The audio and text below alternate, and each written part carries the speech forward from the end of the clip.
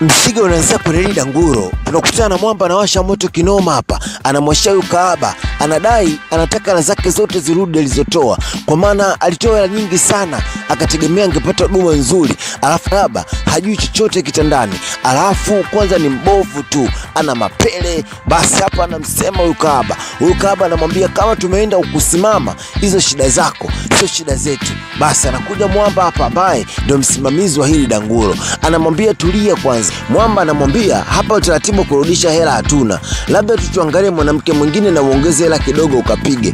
Wakati huo muda huu hapa inadondoka pisi moja makini sana. Yule mwamba anavyoiona tu anasema anamtaka yule. Yule anaitwa London. Yaani yule ndo kahaba wa gharama zaidi katika hili Danguro langu. Mwamba anauliza yule shingapi? Mwanetu anamjibu ya kwamba yule raundi moja tu inabidi kudondoke 150. Sawa. Mwamba anasema sawa. Mwanetu anajipiga vile vyake vyote vya madafu huko alivyovitoa. Basi anampa huyu mwamba na mwanetu kashamaliza kuichapa ya London. London ni mfanyabiashara, yeye ni kahaba, muda wa mapenzi ana. Anamwambia mwamba, bwana Vala wateja kibao na nisubiri. Mwanetu analeta mapenzi na kujibebisha. Ila Miss London yeye muda huo ana. Upande wa pili tunaonyeshwa bosi yuko na dereva wake. Dereva hapa anamuuliza swali, bosi tangu nikujue sijai kukuona na harakati za mwanamke au kutafuta mke. Hii imekaaje? Bosi naye anarudisha swali kwa dereva wake. Anamwambia kwamba wewe naye mbona tangu nikujue sijai kuona na harakati za mwanamke. Ya bosi, mimi bado maskini, najitafuta, lakini wewe una kila kitu bosi wangu.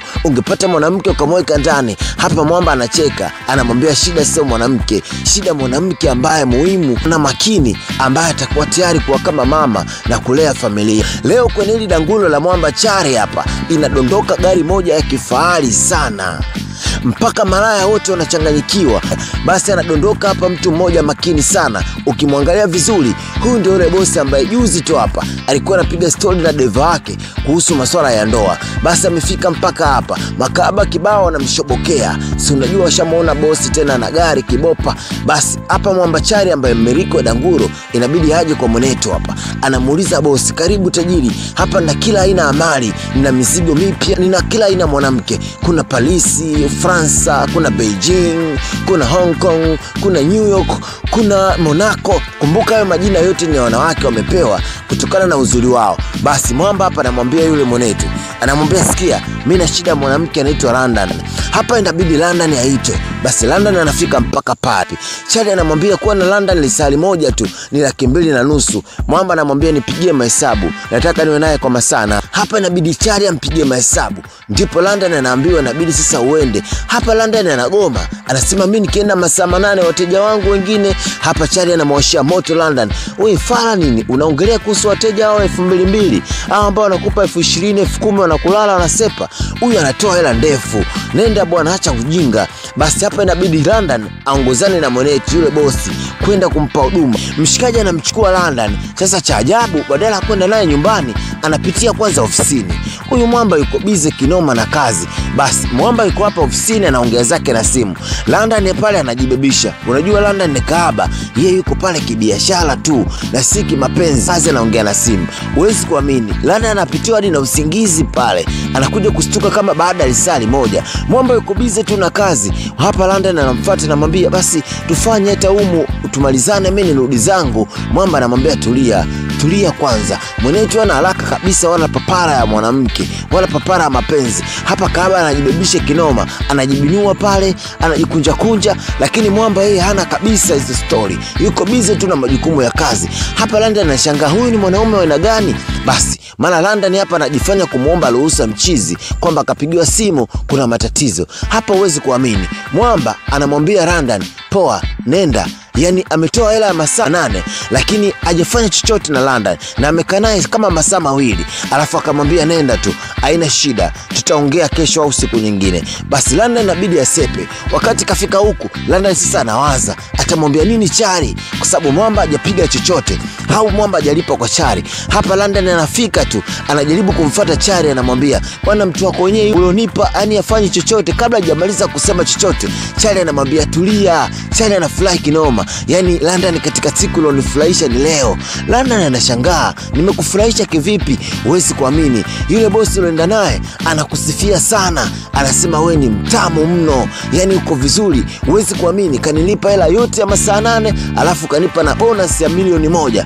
London mwenyewe anashangaa, yani anasema mimi ni mtamu. Hapa ndipo Charlie anamwambia, sikia wewe, focus na yule mteja tu, achana na wapumbavu. Kasema tena kesho atakuhitaji. Hapa inakuwa mshangao kinoma. Kuna nini kinaendelea? Kwa nini huyu bosi anamkubali sana London? Ametoa hela nyingi sana, alafu hata haja sex na London, lakini fresh tu. Alafu huko ameongopa kwa Charlie kwamba London ni mtamu kinoma noma. Nini kinaendelea kwenye huu mzigo? Endelea kuwa na mimi nikusanue. Mzigo mkali kinoma noma. Mchongo unaitwa A Girl Called London. Moja kati ya movie tamu unaita kufunza pia. Leo bosi anamhitaji tena London. Ikabidi amrequest bwana. London ikafika mpaka kwenye huu mjengo wa kifahari wa Mwamba. Mwamba na mjengo wa kifahari kinoma. Ese, mwenetu pesa ipo. Hapa London anamuuliza dereva wake, yeye mwenyewe yuko wapi? Dereva anamwambia atakuja baada muda kidogo, yuko busy na kazi, ila kanipa maagizo yote. Amesema ukifika chochote unachokitaka nikupatie. Basi bibia yuko hapa sebleni, anazunguka pale, anasafisha macho kidogo. Mwenetu ana pesa kinoma. Hapa tupo sebleni tukachafua kama $10,000,000. Mwamba baada muda kidogo anaingia, anamkuta London. London anamwambia, nimekusubiri muda mrefu sana, sijakuona. Mwamba anamwambia, nilikuwa busy na kazi. Karibu London, mimi furaha yangu nikikuona tu, nikikuona waga na enjoy sana London. Huwezi kuamini. London anamwambia, mimi ni mfanyabiashara, alafu hapa nipo kibiashara zaidi. Mimi ni kahaba. Unafurahiji vipi kumuona kahaba? Hapa Mwamba anacheka kinoma. Anasema kwamba wewe ni kahaba kwa wengine, lakini kwangu wewe nakuona kama malkia. London, mimi nimekuelewa. London anamwambia, mimi ni mfanyabiashara bwana, uwezo ukampenda kahaba. Wakati wako hapa wanapiga story, London anamwambia, sikia basi, njoo basi tumanganyuane mapema, mimi nifanye mada zangu. Hapa London anamfuata Mwamba, anajibebisha kinoma kwa mwenetu. Mwenetu wapi? Yani ana tamuda wa kuichapa ya London. London anajishobokesha fulu kubinua. London ana mzigo kinoma. Umeiona hizo benzi hapo nyuma ya kiuno? Yes, hayo sio maboksi ya.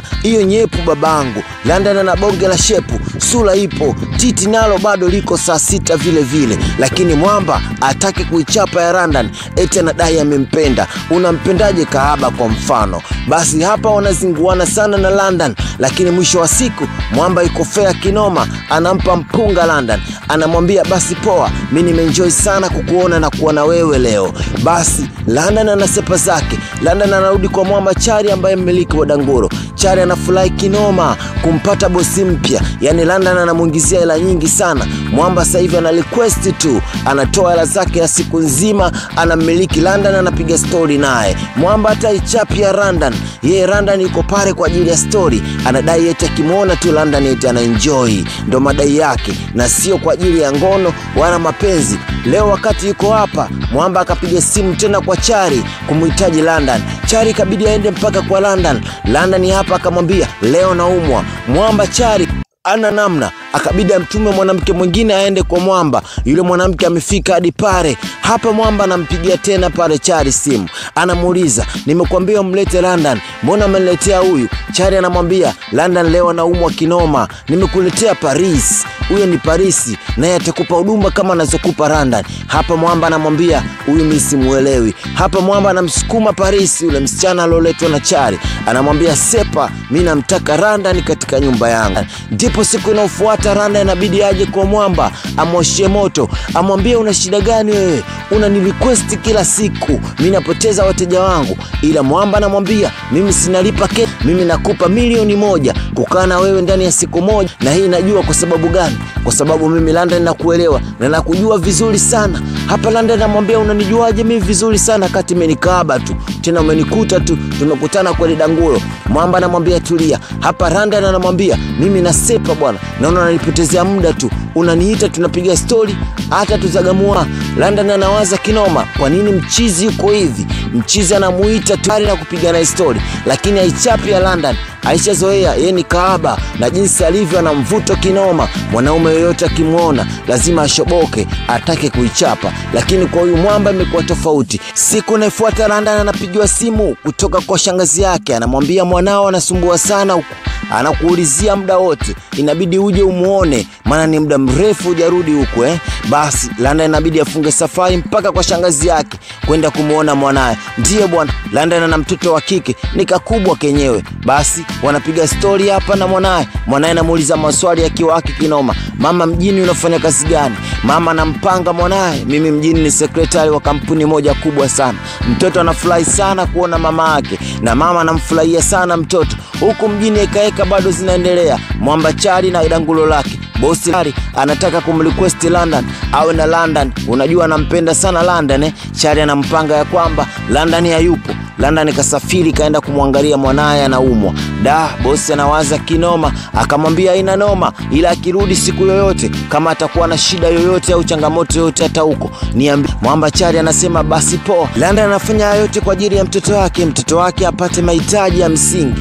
So London yuko hapa na mwanae, wanapiga story nyingi sana na kumwambia mwanae, soma sana mwanangu, maisha magumu sana. Sawa, London anafunga safari tena, anarudi mjini kwenda kutafuta peche, kwenda kutafuta pesa. Huko nyumbani anajua kwamba London ni secretary, ila hiko ndio kitu anachompanga mtoto wake. Lakini mjini huko London anajiuza, ni kahaba. Ile kurudi tu town akafikia kwa kibosile huyu hapa Mwenetu. Mwenetu akamwambia karibu sana London, alafu umeanza lini hiyo tabia ya kusafiri bila kunambia? London anamwambia amsole na niko hapa kukuomba msamaha. Nakumbuka mara ya mwisho nilikukwaza sana na nikakukela, nisamee. Mwamba anamwambia usijali, kwako wewe hakuna kitu chochote kitachonikela. London anashangaa, mbona unasamee kiwepesi hivyo? Mwamba anamwambia London, maisha duniani ni mafupi mno, kwa hiyo hatutakiwi kukaa na vitu moyoni wala kichwani, tunapotezea tu. Hapa London anamwambia basi poa. Mwamba anamwambia nilikumisi sana, nahitaji muda mwingi kuwa na wewe. Na Mwenetu anatoa simu mfuko wa kulia,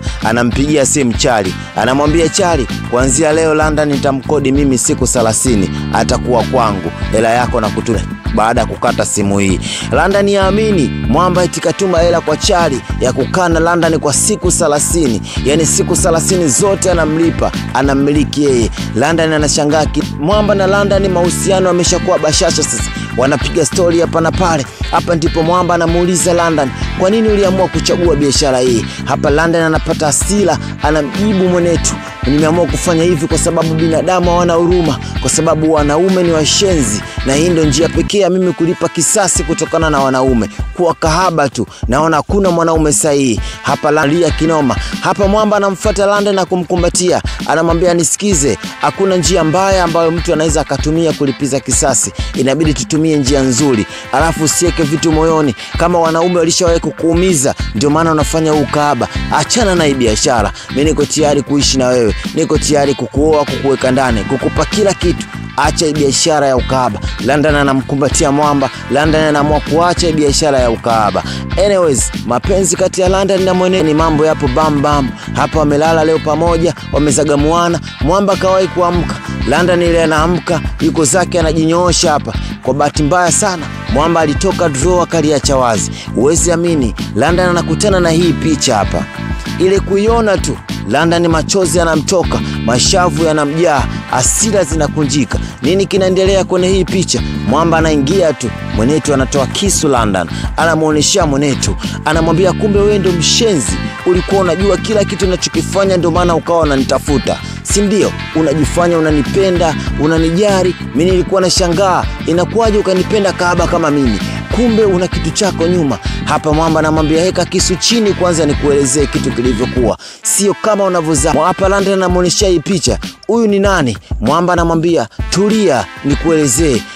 Kumbe ulikuwa unajua kila kitu kinachoendelea, ndio maana ulikuwa unaningangania sana. Mimi nikawa nashangaa, unanilipa mahela mengi wala ufanyi mapenzi na mimi, kwa nini umeamua kumfanyia hivi? Kumbe huyu ni kaka yako. Mwamba anamwambia hebu tulia. Bwana, huwezi kuamini, mtu alikuwa kwenye ile picha alikuwa ni kaka yake na huyu kibosile hapa.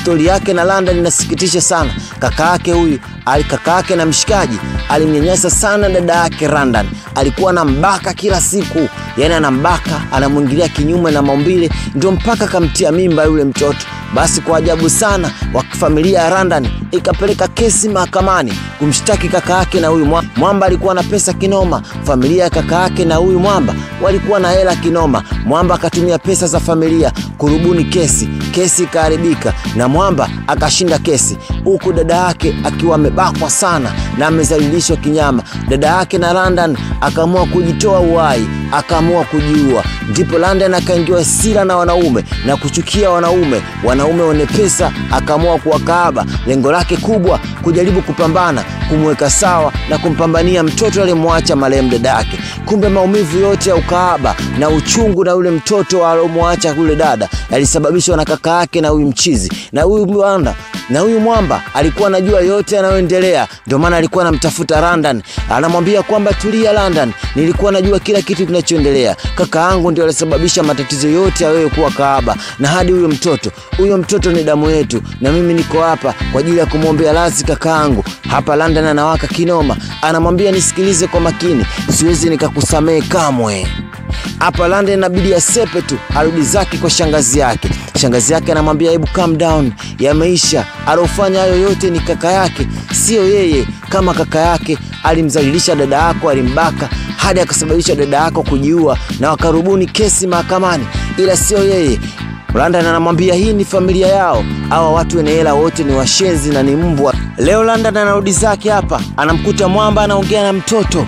Hapa London anawaka kinoma, anamwambia muache mwanangu. Dogo anasema mama umeniongopea, eti mimi sina ndugu wa baba. Huyu kumbe mdogo yupo hapa. London anawaka kinoma, anamwambia umemwambia mwanangu upumbavu wote uliofanya.